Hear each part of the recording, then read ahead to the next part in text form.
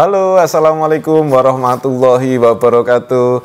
Jumpa lagi di channel Arli Kurnia. Pada kesempatan kali ini saya ingin sekali berbagi wawasan, berbagi nasihat ya tentang seputar hutang. Nah, saudara sekalian, saking banyaknya ya orang yang mengirim pesan pada saya dan banyak sekali yang mengalami masalah hutang ya di keluarganya, dan pada kali ini saya ingin menjelaskan tentang bagaimana cara mengatasi problem yang ditimbulkan akibat hutang. Salah satunya adalah problem rumah tangga. Nah, seringkali urusan suami istri ini jadi masalah ya ketika hutang itu mencuat masalahnya. Yang biasanya rumah tangga yang adem ayem, harmonis, tiba-tiba gara-gara masalah hutang ini mencuat, misalnya utangnya macet, ada penagih sana, penagih sini, akhirnya komunikasi jadi putus dan kemudian terjadi gesekan-gesekan di dalam rumah tangga. Nah, ini adalah hal yang normal. Nah, saya tidak akan membicarakan bagaimana masalahnya, tapi saya akan bicarakan bagaimana solusinya. Simak terus sampai habis video ini.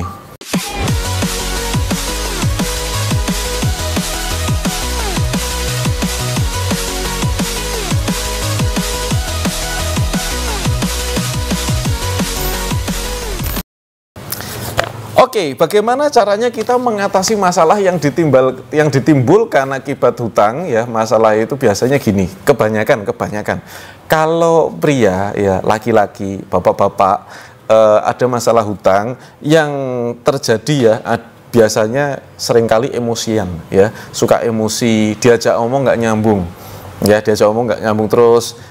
Dan yang paling parah ya, seringkali kalau hutang itu sudah melilit, terus penagihnya banyak, bikin stres, akhirnya kerja jadi tidak konsentrasi. Nah, ini bahaya.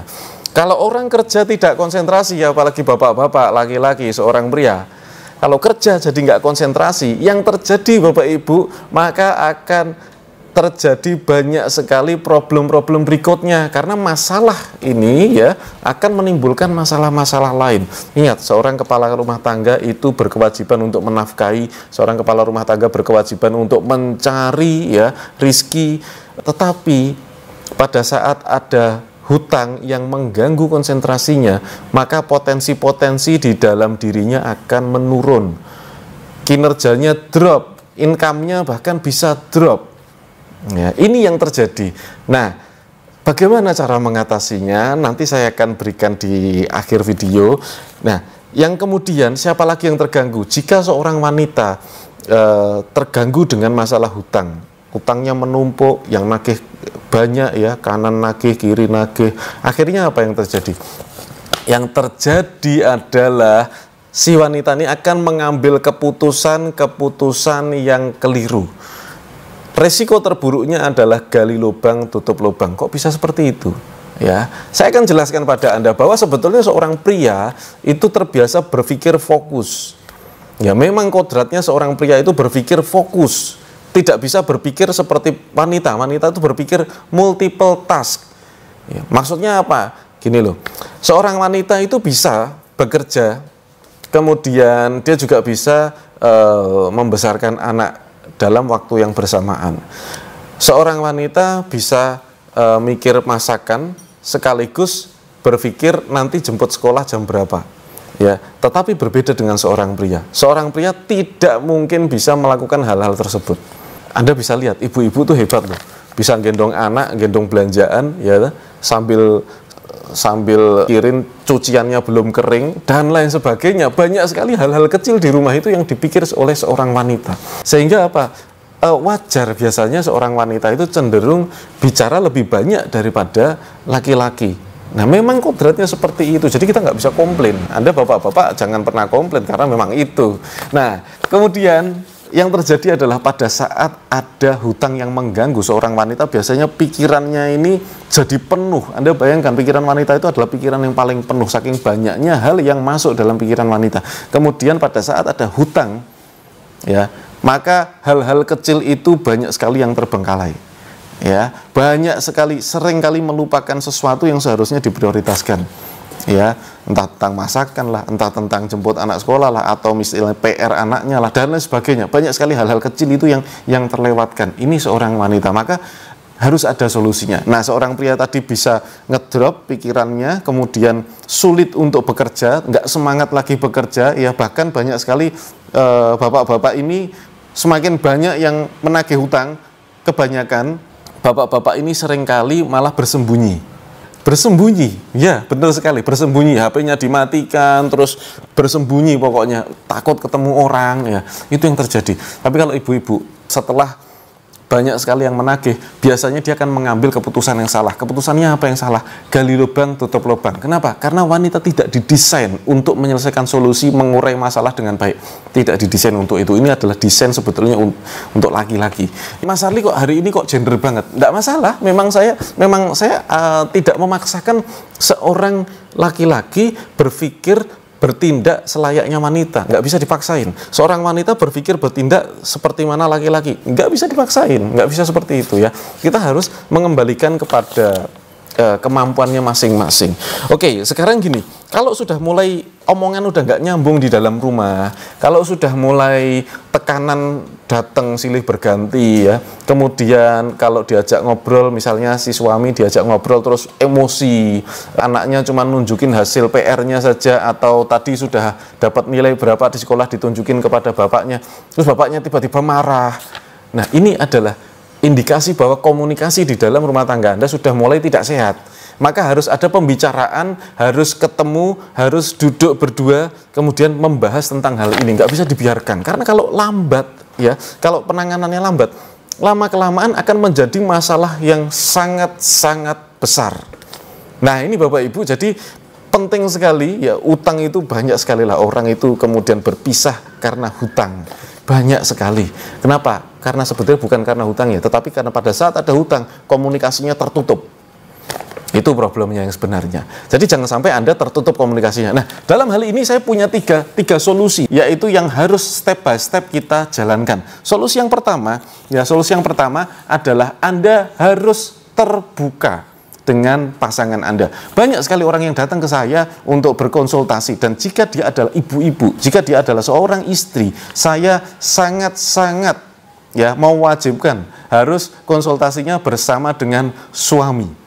Ya, kalau suami tidak wajib dia bawa istrinya untuk konsultasi, tidak. Tapi kalau seorang istri, saya sangat-sangat menyarankan atau mewajibkan kalau seorang istri harus dengan suami. Kenapa begitu, saudara? Karena kalau konsultasinya seorang istri sendiri, dia tidak bisa mengambil keputusan dengan baik, ya. Ya, karena seorang istri tidak bisa mengambil keputusan, ya, dengan baik. Yang menghitung dengan baik itu adalah seorang laki-laki. Nah, oke, sekarang yang pertama terbuka. Terbuka dalam hal apa ini? Anda harus terbuka semuanya, harus duduk bersama membicarakan tentang berapa jumlah hutang Anda. Jadi pertama, sebelum kita ngomongin apa kesalahan masing-masing, itu nggak usah diomongin, tapi yang diomongin adalah berapa jumlah hutangnya, ya. Jadi ibu-ibu nih, silakan Anda harus rembukan sama suami dan harus saling terbuka, ya, berapa jumlah hutangnya. Kalau misalnya Anda sudah berniat terbuka tapi pasangan Anda tidak berniat untuk terbuka, Anda bisa tunjukkan video ini, ya, bisa tonton. Ini karena ini penting sekali. Sebelum membicarakan hal yang lain, Anda harus saling terbuka dulu. Kunci penting. Ya, kalau sudah terbuka, yang lain tuh enteng, serius, ya. Saya sudah pernah ngalamin soalnya, dan banyak orang sudah mengalami hal ini. Jadi Anda hanya perlu terbuka. Gimana caranya terbuka? Anda duduk berdua, bawa kertas, bawa pulpen, catatan hutangnya berapa, dibuka, dan tidak boleh emosi, tidak boleh menyalahkan. Oke, karena Anda menyalahkan pun tidak akan ketemu jawaban yang benar. Dalam hutang piutang tidak ada yang salah, tidak ada yang benar. Yang harus dicari adalah solusi. Jadi bukan waktunya lagi Anda saling menyalahkan. Ini salah suami saya, ini salah istri saya, ini salah siapa, ya? Ini salah kucing saya, Bapak Ibu, ya. Anda punya kucing, salahkan aja kucingnya. Kesian. Nah, jadi sekali lagi, ya, masalah ini tidak boleh dibawa terlalu jauh sehingga Anda saling menyalahkan. Karena saling menyalahkan ini adalah bukan sikap tim yang baik, ya. Suami dan istri harus jadi seorang tim, sebuah tim yang baik. Dan yang berikutnya, ya, kendalikan emosi. Ya, tadi saling terbuka, yang kedua adalah harus saling mengendalikan emosi. Tidak boleh Anda emosi tidak hanya marah, ya, tapi kadang-kadang sebel, kadang-kadang sudah muak, ya sudah muak dengan kondisi ini, ya wajar lah ya. Seorang suami istri itu sudah bertemu bertahun-tahun ya, sudah pasti ada rasa bosan Bapak Ibu ya, karena setiap hari ketemu. Nah sekarang supaya tidak bosan, bagaimana Anda harus membicarakan ini di waktu ya dan tempat yang tepat. Jadi jangan gini, misalnya suami barusan pulang kerja terus Anda habis nonton video ini terus Anda langsung todong dengan catatan dan kertas. Stres lah suaminya gitu. Ya carilah waktu yang tepat. Kapan bisa bicara? Anda bicara baik-baik, Pak. Kapan kita bisa bicara? Pengen banget nih ngobrol berdua yang enak ya untuk masa depan keluarga kita. Misalnya seperti itu. Kalau Anda laki-laki, Anda bisa bicara dengan istrinya.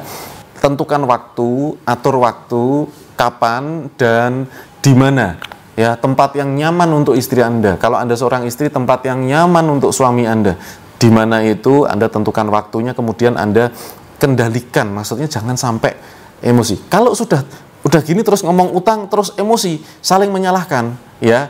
Oke, stop gitu ya. Stop. Jangan diteruskan dulu. Ini nggak sehat, ya. Ini nggak sehat. Kalau nanti diteruskan pembicaraan ini tidak akan ketemu titik temunya. Lebih baik istirahat dulu, makan dulu, minum dulu. Kalau masih bisa sambung hari ini ya kita sambung hari ini, kalau nggak bisa ya besok nggak apa-apa, masih ada waktu. Oke, jadi Anda jangan buru-buru untuk menyelesaikan masalah itu dalam satu waktu karena tekanan kanan, tekanan kiri. Mungkin Anda berpikir ya kalau tidak segera nanti keburu panjang gitu. Tenang aja, masih ada waktu. Anda bicara nggak bisa hari ini, bicarakan besok.